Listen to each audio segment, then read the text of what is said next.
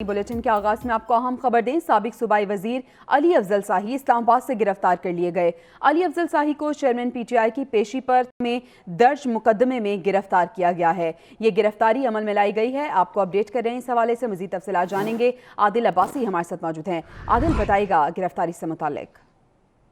देखिए, इंसदाद दहशतगर्दी अदालत इस्लामाबाद में चेयरमैन तहरीक इंसाफ की पेशी के मौके पर थाना गोल्डा में दहशतगर्दी एक्ट के तहत जो दर्ज मुकदमा था उसमें साबिक सूबाई वजीर को पेशी के मौके पर इस्लामाबाद पुलिस की जानिब से गिरफ्तार किया गया है। साबिक सूबाई वजीर अली अफजल शाही को जुडिशल कम्प्लेक्स के बाहर से दीगर मुकदमात में गिरफ्तार किया गया। उनके वकील जो है बैरिस्टर कासिम वासी, उनकी जानिब से बताया गया है कि अदालत ने अली अफजल शाही की थाना गोल्डा मुकदमे में अबूरी जमानत में 3 जुलाई तक तोसी की है। अली अफजल शाही इंसदाद दहशतगर्दी अदालत के जज राजा जवाद अब्बास हसन की अदालत में पेश हुए थे। उनके वकील की जानिब से बताया गया पेशी के बाद जुडिशल कम्प्लेक्स से वापसी पर साबिक सूबाई वजीर को गिरफ्तार किया गया और उन्हें थाने में मुंतकिल कर दिया गया है। जी ठीक है, बहुत शुक्रिया आदिल सईद अब्बासी। गिरफ्तार कर लिया गया है और अब उन्हें थाने मुंतकिल कर दिया गया है। अपडेट करने का शुक्रिया।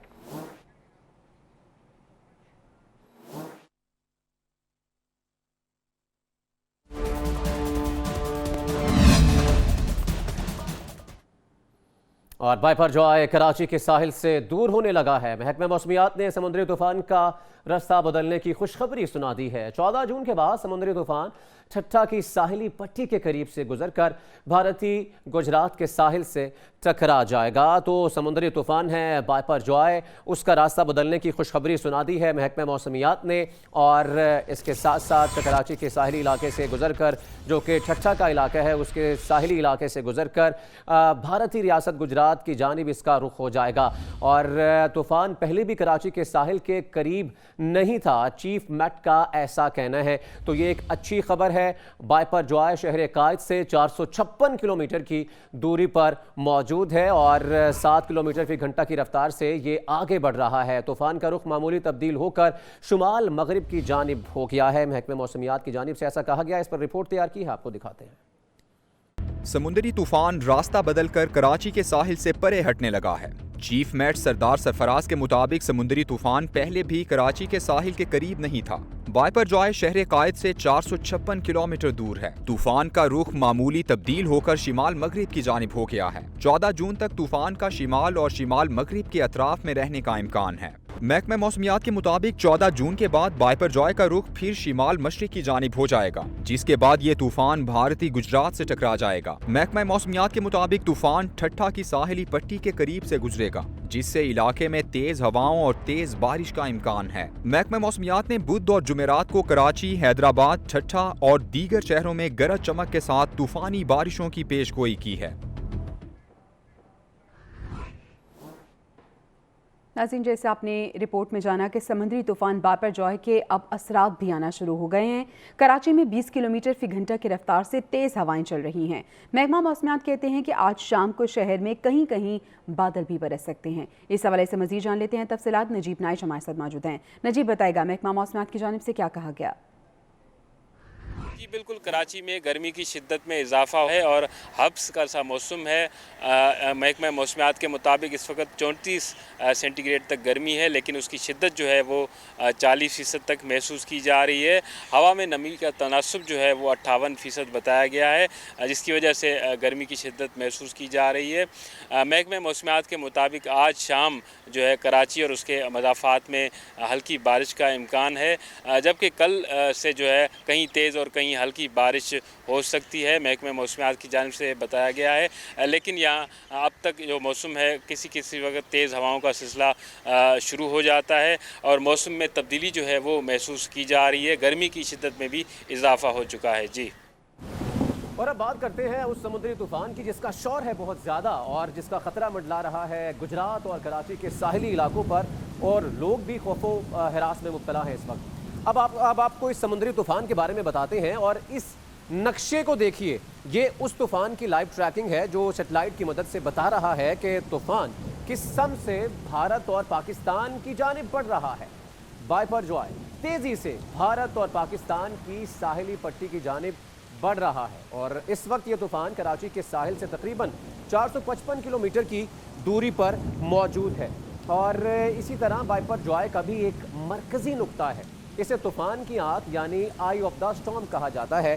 ये है वो मरकजी नुक्ता जिसे आई ऑफ द स्टॉर्म कहा जाता है, जहां पर ये तूफान मौजूद है। इसी नुक्ते के गिर्द तूफान घूम रहा है और जहां हवा की रफ्तार बहुत तेज़ है। ये जो नुक्ता है, यहाँ पर हवा की रफ्तार इस वक्त बहुत ज़्यादा तेज़ है। और नाज़रीन, जब भी किसी समुद्री तूफान का रास्ता जानने के लिए उसे सेटेलाइट मैप पर देखते हैं तो वहाँ तूफान के मरकज़ जिसे आई ऑफ द स्टॉर्म कहा जाता है, उसके इर्द गिर्द और आगे की तरफ एक कॉन की शक्ल नज़र आती है। मौसमियात के माहिरीन उसे कॉन ऑफ अनसर्टेनिटी कहते हैं और ये है वो कॉन जिसका इम्पैक्ट जो इलाके इसके अंदर आ रहे हैं उस तक जाता है और तूफान का मरकज़ इस कोन के अंदर ही रहेगा। इसके साथ साथ पाकिस्तान और भारत की तरफ बढ़ने वाले समुद्री तूफान वाइपर जॉय की कोन ऑफ अनसर्टेनिटी, यानी कि ये जो आपको इम्पैक्ट नज़र आ रहा है, कोन ऑफ अनसर्टेनिटी चौड़ाई भारतीय रियासत गुजरात के शहर अहमदाबाद से पाकिस्तानी सूबा सिंध के शहर कराची तक है, जबकि इसकी लंबाई भारतीय रियासत राजस्थान, ये आपको नज़र आ रहा है यहाँ पर, और ये अहमदाबाद आपको नज़र आ रहा है, और राजस्थान और पाकिस्तान के सूबा पंजाब के ज़िला रहीम यार खान तक फैली हुई है। ये आप देख रहे हैं रहीम यार खान है और ये इसकी कोन है, यानी कि इम्पैक्ट इस तूफ़ान का यहाँ तक जा रहा है। और भारतीय रियासत गुजरात के इलाके कच्छ और पाकिस्तानी सूबा सिंध के साहिल कैटी बंदर के दरमियानी इलाके से ये तूफ़ान गुजरेगा और साहिल से तूफ़ान टकराने के बाद समुद्र में 8 से 10 फीट की लहरें उठने का इम्कान है। नाज़रीन, ये तूफ़ान 15 जून को भारतीय रियासत गुजरात के इलाके कच्छ और पाकिस्तानी सूबा सिंध के साहिल कैटी बंदर के दरमियानी इलाके से गुजरेगा। साहिल से तूफ़ान टकराने के बाद समंदर में 8 से 10 फीट की लहरें उठने का इम्कान है और मुतासरा साहिली इलाकों में तूफ़ानी हवाओं से कच्चे घरों को नुकसान पहुँचने और दरख्तों के उखड़ने का भी खदशा है। और वहीं 3 से 4 रोज़ तक तूफ़ान से मुतासरा इलाकों में बारिशें भी बरसेंगी। तो वर्चुअल की मदद से हमने आपको बताया कि वाइपर जॉय है क्या और अब इस शिद्दत क्या है और तमाम तफसीलात आपने जानी। समुद्री तूफ़ान का रुख कराची से बदलने की इतलात तो नाज़रीन आ रही हैं, लेकिन अगले चंद रोज़ के दौरान ये भी कहा जा रहा है कि शहर कायद में बारिशें होंगी। इस हवाले से क्या तफसीलात हैं जान लेते हैं। हमारे साथ मौजूद हैं एडिटर साउथ रेहान हाशमी साहब। रेहान साहब, बताइएगा, वाइपर जॉय की इतला पर इंतज़ामिया मुतहरिक हुई थी, अब तेज़ हवाओं की भी पेशगोई की गई है। इस हवाले से क्या इकदाम लिए गए हैं? कल और परसों हमने देखा था कि बिलबोर्ड्स हटाने का भी हुक्म दिया गया था, तो अब तक क्या अपडेट्स हैं?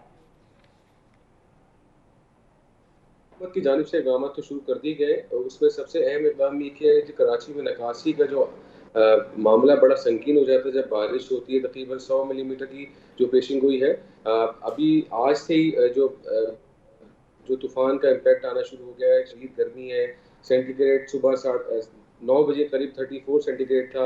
इसके साथ साथ हवाओं के चक्कर चलने लगे हैं। तो सिंध की हुकूमत के लिए बड़ा चैलेंज है कराची में बिलबोर्ड्स हटाना। जो दरख्त हैं वो गिर जाते हैं। इतलात मिली है लास्ट जब तूफ़ान आया था तो कराची में बड़ा वाक़या रोनुमा हो गया था लियारी के इलाके में। इसके साथ साथ जो कराची में जो नालों की सफाई का अमल है वो ऐसा लगता है बिल्कुल बहुत से नाले अभी भी कचरे से भरे हुए हैं और उसमें सफाई नहीं हुई। तो ये बहुत बड़ा चैलेंज होगा अगर 100 मिलीमीटर, खास तौर पर कराची के मज़ाफ़ाती इलाके, अगर मैं आपको कराची का महल वक़ूफ़ बताऊँ जिसमें कहा जाए खारादर, आई चंडीगढ़ रोड, बुल्टन मार्केट और शार फैसल नर्सरी का मुकाम है, एयरपोर्ट के जाते हुए नाता खान ब्रिज है जो सबसे ज़्यादा अफेक्टेड होता है।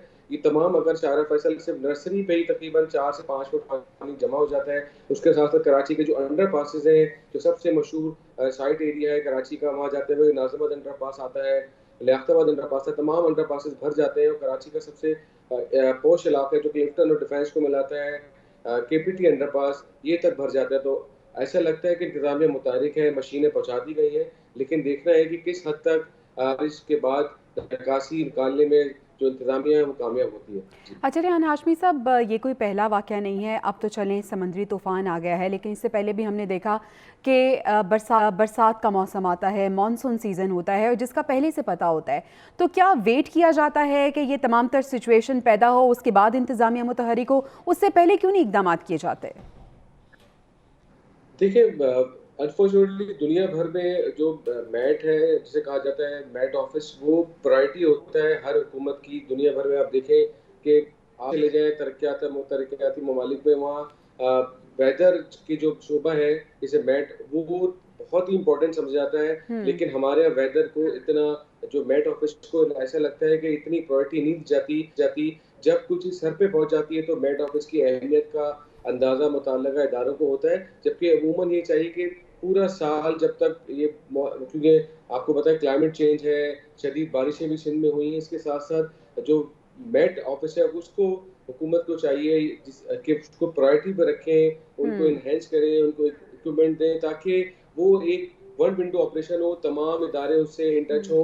अब जब हम चीज वक्त पे नहीं करते हैं तो उसके बाद तमाम हंगामी बुनियादों में छुट्टियां मंसूख कर दी जाती हैं, सामान भेजा जाता है। ये तमाम चीजें मेट ऑफिस, क्योंकि बड़ा इंपॉर्टेंट होता है, वो महीनों पहले बताता है जी अभी बारिश इस दिन होगी, इस दिन तेज हवाएं चलेंगी। तो ये तमाम सिस्टम कनेक्टेड है मेट ऑफिस से, तो हमें मेट ऑफिस को मजीद बेहतर करना होगा। यकीनन ये जो तमाम तर इंतजामात हैं इन्हें पहले होना चाहिए। बहुत शुक्रिया एडिटर साउथ रेहान हाशमी साहब हमारे साथ मौजूद थे। एडमिनिस्ट्रेटर कराची ने कहा है कि समुद्री तूफान के बाद शहर कायद में शदीद बारिश का कवी इम्कान है और कराची में छोटे बड़े नालों की सफाई कर दी गई है। किसी भी सूरत हाल से निपटने के लिए तैयारी मुकम्मल है। उन्होंने शहरियों से अपील की है कि वो मौसम की सूरत हाल के बाइस घरों में रहें। अस्पतालों में एमरजेंसी नाफिज कर दी गई है। इंतहाई खतरनाक इलाकों से लोगों को महफूज जगह पर मुंतकिल किया जा रहा है। जो रिहायशी वो अपने घरों में रहें, बिला ज़रूरत अपने घरों से ना निकलें। एमरजेंसी सेंटर्स हमने बना दिए हैं तमाम ज़िलों पे, जिसको मैं खुद उसकी निगरानी कर रहा हूँ। तमाम जगह पर जाके तमाम अस्पताल में हमने इमरजेंसी नाफिज कर दी गई है कि खुदा न खास्ता कोई ज़रा सा भी ज़ख्मी होता है तो उसके लिए वो तमाम छुट्टियां मनसूख की गई हैं। जो एसेंशियल इदारे हैं हमारे, फायर ब्रिगेड के, अर्बन सर्च एंड रेस्क्यू के, सिटी वार्डन्स के, म्यूनसिपल सर्विसेज के, हेल्थ के, तमाम, तो पूरी गवर्नमेंट बिल्कुल अलर्ट है। इसमें एक एक चीज़, हमें एक एक मिनट का हमारा कोऑर्डिनेशन है। तो नाज़रीन, बाइपर जो आए पाकिस्तानी हुदूद से दूर मगर असरात पहुंच गए हैं। सिंध के साहिली इलाकों में समुद्री तूफान ने दहशत तारी कर दी है। ठट्ठा के 2 देहात में बचाव बंद टूट गए हैं। मकीन अकल मकानी पर मजबूर हो गए हैं। वज़ीर आला सिंध ने भी शहरियों से ताउन की अपील कर दी है। समुद्री तूफान पाकिस्तानी हुदूद से दूर रहकर भी दहशत फैलाने लगा है। समुद्र की बिफरी लहरों ने सिंध के साहिली इलाकों पर खौफ तारी कर दिया है। बुलंद होती तेज लहरों ने ठट्ठा के 2 देहात का बचाव बंद तोड़ दिया। बस्तियां बह गईं। कैटी बंदर शहर में शदीद खौफ व हिरास फैल गया। मकीन इलाका छोड़ने लगे हैं। समुद्री पानी देहात में दाखिल होने से मकीनों की मुश्किलात बढ़ गई हैं। इंतजामिया ने गाड़ो और बगान के सरकारी स्कूलों में रिलीफ कैंप्स कायम कर दिए हैं। लोगों को महफूज मकाम पर मुंतकिल किया जाने लगा है। वज़ीर आला सिंध सैयद मुराद अली शाह कहते हैं केटी बंदर की 13,000 आबादी खतरे में है, जिसमें से 3,000 आबादी को मुंतकिल कर दिया गया है। घोड़ाबाड़ी की 5,000 आबादी में से 100 लोग महफूज मकाम पर मुंतकिल किए जा चुके हैं। शहीद फाजिल राहू की 4,000 आबादी में से 3,000 अफराद को इनखला किया गया। शाह बंदर की 5,000 आबादी में से 90 लोगों को मुंतकिल किया गया है। वज़ीर आला सिंध के मुताबिक मजमूई तौर पर 40,800 में से 6,836 लोगों की नकल मकानी की जा चुकी है। ठट्ठा, बदीन और सजावल में लोगों को मुंतकिल किया जा रहा है। शहरियों से अपील है कि इंतजामिया से ताउन करें। दूसरी जानिब शहरी सहूलियात के फुकदान का शिकवा कर रहे हैं। अभी आपको बताएं कि समुद्री तूफान बाइपर जॉय के पेश नज़र पाक फौज और रेंजर्स साहली इलाकों के मकीनों को महफूज मकामात पर मुंतकिल करने में मुसलसल मसरूफ़ हैं। पाक फौज ने बदीन और दीगर मुमकिन मुतासरा मकामात से शहरियों को महफूज मकामात तक मुंतकिल करने का सिलसिला भी अब तेज़ कर दिया है। समुद्री तूफान के खतरे के पेश नज़र डिस्ट्रिक्ट और सिविल एडमिनिस्ट्रेशन का अमला भी पाक फौज के शाना बशाना इमदादी कार्रवाइयों में मसरूफ़ है। शहरी कहते हैं कि उन्हें पाक फौज को अपने दरमियान पाकर तसल्ली और इत्मीनान हुआ है। पाक फौज के दस्ते कलील वक्त में रेस्क्यू के लिए मुतासरा इलाके में पहुंचे हैं। तो आपको बताएं कि पाक फौज और रेंजर्स हमेशा की तरह पेश है। साहिली इलाकों के मकीनों को महफूज मकामात पर मुंतकिल करने में इस वक्त मसरूफ़े अमल नज़र आ रहे हैं। पाक फौज ने बदीन और दीगर मुमकिन मुतासरा मकामात से शहरियों को महफूज मकामात पर मुंतकिल करने का सिलसिला बाकायदा तौर पर शुरू नहीं किया बल्कि तेज़ कर दिया है। समुद्री तूफान के खतरे के पेश नज़र डिस्ट्रिक्ट और सिविल एडमिनिस्ट्रेशन का अमला भी पाक फौज के शाना बशाना है। और ठट्ठा में समुद्री तूफान से बचाव के लिए शहरियों की नकल मकानी जारी है। डीसी ठट्ठा कहते हैं कि तमाम तर सहूलियात फराहम की गई हैं, जबकि रिहायशी अफराद सहूलियात की अदम फराहमी का शिकवा कर रहे हैं। ताज़ा तरीन सूरत हाल जानते हैं नुमाइंदा PNN शराज वारियों से। जी शराज, बताएगा कैसे इंतजाम देख रहे हैं आप? इस वक्त मौजूद हूँ ठट्टा के केटी बंदर के साहिल समुद्र पर। तो समुद्री तूफ़ान के पेश नज़र डीसी ठट्टा फ़ारूक सुमरो की जानब से जज़ीरों में फंसे हुए लोगों को बाहर निकलने की अपील की गई है, जिसके बाद कई जो है जज़ीरों पर लोग मौजूद वो बाहर निकल कर कैंपों में आ गए हैं और मुतअद्दिद लोग जो है वो जज़ीरों से नहीं निकल रहे। उनका कहना है कि हमें सहूलियात कैंपों पर नहीं मिलती, जिसकी वजह से हम नहीं निकल रहे। तो दूसरी जानब डीसी ठट्टा ने उनको अपील की है कि वो जज़ीरों से निकल कर कैंपों पर आ जाएं, उनको तमाम तरह सहूलियात दी जाएंगी। जी दूसरी जानिब बलूचिस्तान की साहिली पट्टी हब गडानी में बापर जौ की आमद से पहले समंदर की लहरें बिफरने लगी। समुद्री पानी माही गिरों की बस्ती में भी दाखिल होने लगा है। सूबाई हुकूमत की तरफ से मुतल्लिका अजला की इंतजामी मशीनरी को हाई अलर्ट कर दिया है। तफसीला जान लेंगे नूरुल्लाह बजिंजो की इस रिपोर्ट में। हब गडानी, कर्ण, भरा, डाम और कर्ण मलीर में बापर जॉय की आमद से कबल मुंह जोर समुद्री लहरें साहिल से टकराने लगी हैं। समुद्री पानी माही गिर बस्तियों में दाखिल होने से लोगों में खौफो हिरास और गैर यकीनी की सूरत हाल पैदा हो गई। PDMA की टीम भी कोयटा से हब पहुंच गई है। 2 एम्बुलेंस गाड़ियां फराहम कर दी गई हैं। सरकारी तौर पर हिफाजती इंतजामात मुकम्मल करने का दावा किया जा रहा है, जबकि जमीनी हकायक दावों के बरक्स नजर आ रहे हैं। समुद्र के किनारे आबाद हजारों की तादाद में माही गिर बस्तियां और दीगर देहात मौजूद हैं। बल्दिया गडानी की टीम अगरचे फाल हो चुकी है, लेकिन इतनी बड़ी तादाद में लोगों को दूसरी जगह मुंतकिल करना एक मुश्किल मरहला है। वो एरियाज जहाँ पे हमें ये लग रहा है कि वो ज़्यादा वर्स इफेक्ट हो सकते हैं, वहाँ के लोगों को हम इंशाल्लाह वेकेट करके यहाँ पे 2 स्कूल है जो कि हाइट पे है, वहाँ पे इनको स्टेशन करेंगे। हमारे पास एक्स्ट्रा टेंट्स मौजूद है, अगर कहीं ये कमरे कम भी पड़ गए तो वो टेंट्स हम यहाँ पे इंशाल्लाह इंस्टॉल कर देंगे। समुद्री तूफान के बायस मकरान में भी मौसम बदलने लगा है। समुद्री हुदूद में तूफानी के सबब और माड़ा धीमी ज़र्फ में समुंदर बिखर रहा है। समुंदर का पानी किनारे वाली सड़क को पार करके दुकानों, कंपनीज और आबादी के इलाकों में दाखिल होना शुरू हो गया है। और दूसरी जानिब PDMA ने बापर जॉय के हवाले से 15वां अलर्ट जारी कर दिया है और 14 जून तक समुद्री तूफान शुमाल मशरक की जानिब बढ़ेगा, जबकि 15 जून की दोपहर को तूफान जनूब मशरक की सिंध, केटी बंदर और भारतीय गुजरात को अबूर करेगा। 13 से 17 जून तक छट्टा, बदीन, सजाबल, मीरपुर खास, उमरकोट, चंडू मोहम्मद खान समेत कुछ मकामात पर 80 से 120 किलोमीटर फी घंटा की रफ्तार से हवाएं चलने का इम्कान है, जबकि गरज चमक के साथ मूसलाधार बारिशें मुतवक्के हैं। और इसी तरह हैदराबाद, दादू, चंडू मोहम्मद खान, चंडू अलायार, शहीद बेनज़ीराबाद और सांगड़ में 14 से 16 जून के दरमियान आंधी और गरज चमक के साथ मूसलाधार बारिश का इम्कान है। नशेबी इलाके ज़ेर आब आने और साहिली इलाकों में सैलाब का खतरा है। महकमे मौसमियात ने माही गिरों को 17 जून तक खुले समंदर में न जाने की हिदायत जारी कर दी है। बजट 2023-24 नौजवान की तरक्की, कारोबार और रोज़गार की तारीखी बजट है। मायूसियों को मिटाना, मुल्क कौम की तामीर, तरक्की और खुशहाली से नया एतमाद और उम्मीद बहाल करना होगी। वज़ीर आज़म शहबाज शरीफ का बयान, कहा आइंदा माली साल पाकिस्तान और अवाम की आमदन बढ़ाने का साल साबित होगा। सनत, ज़राअत, IT, तवानाई के शोबों में तेज़ी से तरक्की और मुआशी इस्तेहकाम का बजट है। नौजवानों को रोज़गार मांगने वाले की बजाय रोज़गार देने वाला कारोबारी बनाने के मौक़े शामिल हैं। नौजवान मुल्क का मुस्तकबिल है और नौजवान का मुस्तकबिल संवारना हमेशा की तरह अव्वलीन तरजीह है।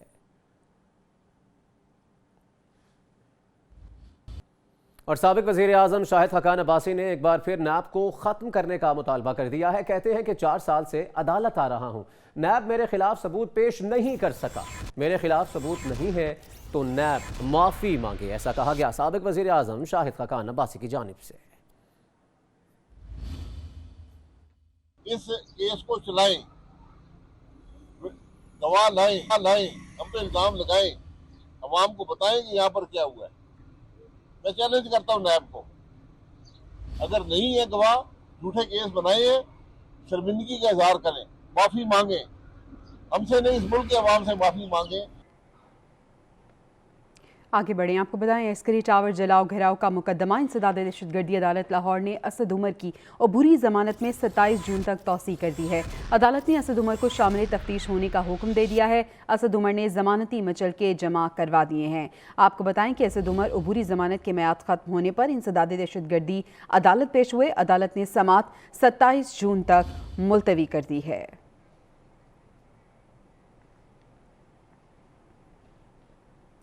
सियासी सूरत हाल आपको बताएं कि पाकिस्तान मुस्लिम लीग काफ का पीपल्स पार्टी के साथ इत्तेहाद का इम्कान है। चीफ ऑर्गेनाइजर काफ लीग चौधरी सरवर ने PNN से खुसूसी गुफ्तगू करते हुए कहा है कि आसिफ जरदारी से राब्ते में है, वक्त आने पर अहम फैसले होंगे। मजीद जानेंगे PNN के नुमाइंदे हैदर खरल से। हैदर बताइएगा, साबिक गवर्नर का मजीद क्या कहना था?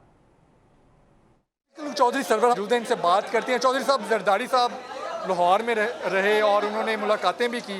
क्या समझते हैं कि पंजाब में पीपल्स पार्टी एक मरतबा फिर से आएगी? देखें, अभी ये कहना कबल अज़ वक्त है। बहुत से सियासी खिलाड़ी मैदान में हैं। हमारी अपनी पार्टी जो है पाकिस्तान मुस्लिम लीग मैदान में है, पीपल्स पार्टी मैदान में होगी, नून मैदान में होगी और मेरे ख्याल में अवाम को फैसला करने दें। जरदारी साहब से कोई राब्ता हुआ, कोई इत्तेहाद होने जा रहा है इलेक्शन? अभी इत्तेहाद की बात तो नहीं हुई, लेकिन जरदारी साहब से मेरी और चौधरी शुजात साहब की, सालिक साहब की, शाफे साहब की बड़ी अच्छी मीटिंग हुई थी और इंशाअल्लाह वक्त आने पे फैसले करें। सवाल आपसे ये है कि आपने ऐलान किया था NA 117 से इलेक्शन लड़ने का ननकाना साहब से, अब किधर से लड़ेंगे? देखें, अभी तो हमारा जो है सलाह मशवरा जो है दोस्तों के साथ जारी है, लेकिन पार्टी फैसला करेगी कि मैंने वहाँ से। बहुत शुक्रिया आपके वक्त का, आपने गुफ्तगू सुनी। इनका यही कहना है कि बहुत सी जो चीज़ें हैं अभी वो चल रही हैं, मुशावरत हो रही है और किस पार्टी से इत्तेहाद करना है अभी तक ये फाइनल नहीं हुआ। जी। और सिंध असम्बली का इजलास, वज़ीर इत्तलात शर्जील इनाम मेमन का इजहार ख्याल, जो कि थोड़ी देर पहले उन्होंने ये इजहार ख्याल किया था, आपको दिखाते हैं।